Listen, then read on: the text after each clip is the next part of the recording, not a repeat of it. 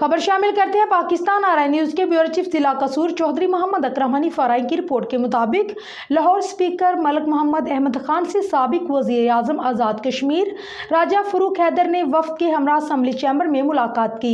मुलाकात में deputy speaker Punjab assembly Malik Zaheer Iqbal Channar भी मौजूद थे। वफ़द में आज़ाद कश्मीर से सीनियर वज़ीर कर्नल वकार नूर, वज़ीर तमीरात आमा चौधरी अजहर सादक, सेक्रेटरी असम्बली चौधरी बशारत हुसैन समेत दीगर अफसरान भी शामिल थे।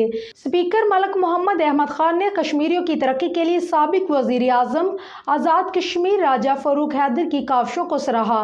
इस मौके पर स्पीकर मलिक मोहम्मद अहमद खान ने कहा है कि पाकिस्तानियों के दिल अपने कश्मीरी बहन और भाइयों के साथ धड़कते हैं।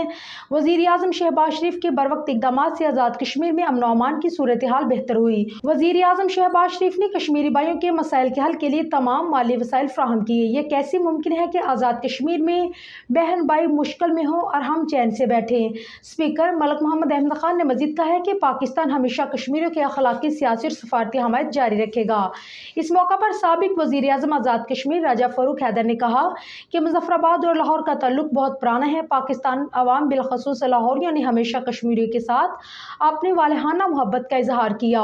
वज़ीर आला पंजाब की अनथक मेहनत से पंजाब में फ़र्क नजर आ रहा है। राजा फरूख हैदर ने कहा है कि हम आज़ाद कश्मीर असम्बली की तमीर पंजाब असम्बली की जदीद नई बिल्डिंग और ऐवान की तर्ज पर करना चाहते हैं। स्पीकर मलिक मोहम्मद अहमद खान के वफ़द को आज़ाद कश्मीर असम्बली की तमीर में पंजाब असम्बली की जानिब से मुकम्मल तावन की यकीन दहानी करवाई।